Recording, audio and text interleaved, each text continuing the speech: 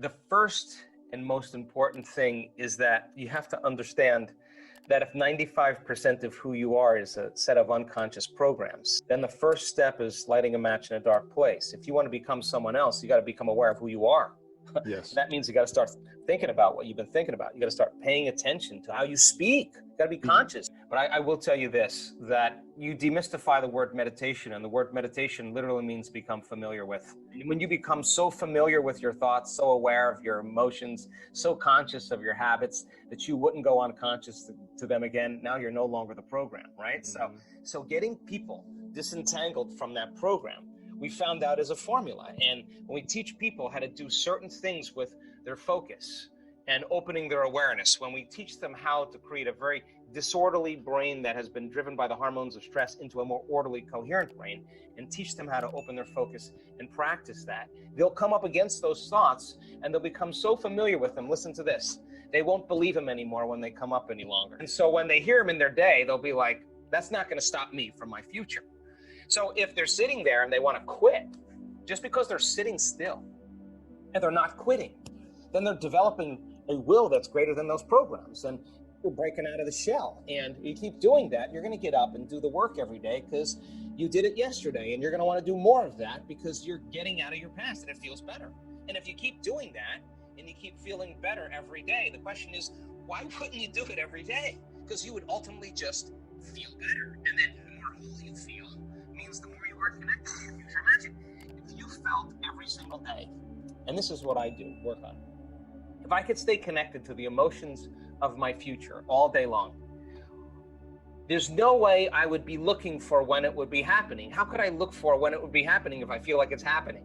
I wouldn't look anymore, which means I wouldn't be separate from it. And that's when you start creating the magic, right? That's when you're in that zone. And that's when that reaffirms that personality that you're becoming. And now you don't, wake up in the morning and go, oh God, I got to create my future. It's amazing. You see all these people come in for success and new careers and new relationships and healing from a disease and mystical experience. They come in for all these different kind of reasons, healing from a childhood trauma. But really, they just want wholeness. And so as they start becoming more whole and they start feeling more whole, it's not coming from anywhere out there. It's not coming from out there. Nothing out there is making them feel whole. When the novelty of the thing wears off, you feel empty again. They're feeling whole from within. Oh, this is different. This is a different game. So why wouldn't you want to keep feeling more whole that you no longer want anything? Now you're not living in separation any longer. That's the cool. At our very nature, we are divine. At our very nature, we are the blooming of material, and material reality is the most stable form of energy. That's really what it is. You start climbing up closer to source and it gets way more fluid, way more dynamic. But matter is the slowest frequency that we perceive with our senses. Sure. And so that 1% of reality that we perceive, don't exclude yourself in that equation. You're part of that. There's a 99% of the unknown self that has fallen source from singularity, from oneness, from wholeness, from pure love, all the way down into density, fooled by our senses into the illusion of separation. Why did we come from source? Because one, and then what if we were many? And what if is there anything else but oneness? And that question starts the whole journey of every single person having a piece of source in them to answer the question, to explore, how big is eternity? How much can we experience? And now the journey is down in the density, and then you experience everything, and then all of a sudden you get to a point where nothing is making that feeling of emptiness go away, and you ask the same question. This is when the soul wakes up, and you start wondering, is there anything else besides this? Is this it? And that's a moment we start remembering that we are divine. And so at our very core, we're pure love. That's what we are.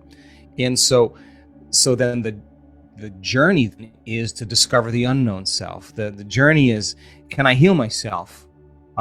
If I heal myself, can I heal somebody else? Which is, we have data to show that you can. If I heal myself and I heal someone else, can I heal someone else at a distance? We have data to show that you can do that.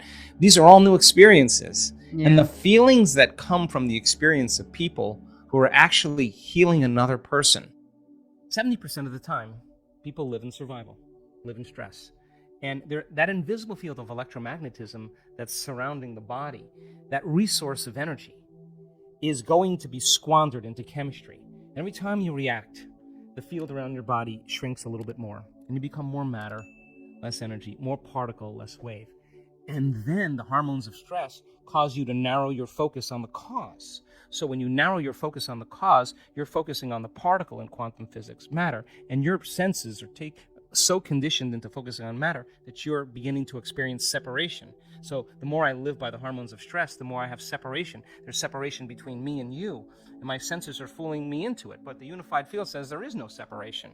So then, if you're addicted to those emotions and they're heightening your senses, that's what they do in survival, and you become a materialist, and your field around your body is shrinking, then you're going to feel separate from the quantum field, and it's going to take a long time for you to create what you want, because you're separate from the field and you will be matter trying to change matter. So the moment you begin to activate this center, this is our connection, this is our first connection to the unified field. The moment energy moves into this center, and we've measured this, the field around the body expands, and once there's energy in the heart, guess where it goes? Straight up to the brain. The heart acts as an amplifier, and literally it begins to increase energy in the brain. So now, once that field begins to expand, and you get beyond, you take all of your attention off your body, off people in your life, the things you own, the place you need to be in time itself, and you become pure consciousness, and you take all of your attention out of this three-dimensional reality, out of the known, and you start putting your attention on that field. There is a technique that we teach to do that, and you begin to feel connected from that field. Now, the faster the frequency, the higher the emotion you feel, the shorter amount of time it's going to take for it to appear in your life, because the faster the frequency, the closer you're getting to oneness and wholeness. So then when you teach people how to get beyond all of the elements in this three-dimensional reality and begin to open their heart, that frequency is their connection to the field. The moment they open their heart, they become more energy than matter, more wave than particle. And now that becomes the amplifier that begins to generate a whole new set of thoughts, a whole new consciousness.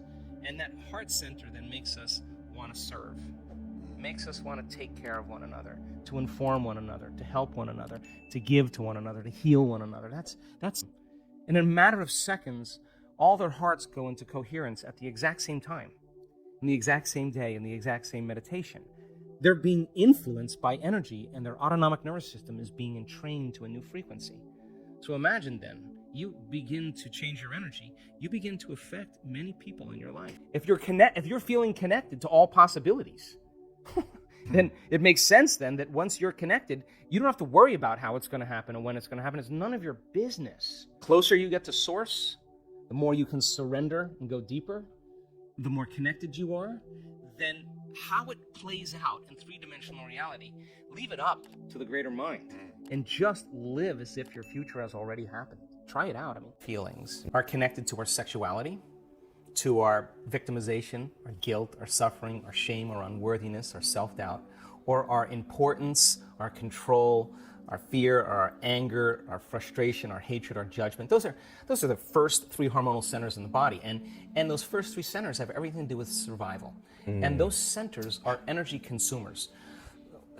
Orgasm, digestion, stress is a lot of energy that we're drawing from our very vital life force, a resource of light and information, and we're turning it into chemistry, and we're literally robbing the body's energy, right? So then living like that for the short term is okay, because the body can move back to homeostasis and can restore itself. But when we're overdoing that consistently, then there's no energy for growth and repair, because you're living constantly in survival. So again, you can eat all the right food, you can do all the right things, but if you're living in anxiety and fear and you're viewing your world from the worst case scenario that could possibly happen, because that's what you do in survival, there's no energy for growth and repair. There's no energy for healing. So the majority of our thoughts are signaling certain circuits in the brain that signal another part of the brain, the limbic brain, to make what's called a neuropeptide. Neuropeptides are chemical messengers that signal hormonal centers. So now you're taking thought and you're storing it as energy in these energy centers. And if you're living in survival, why would you open your heart? It's just not a time to open your heart.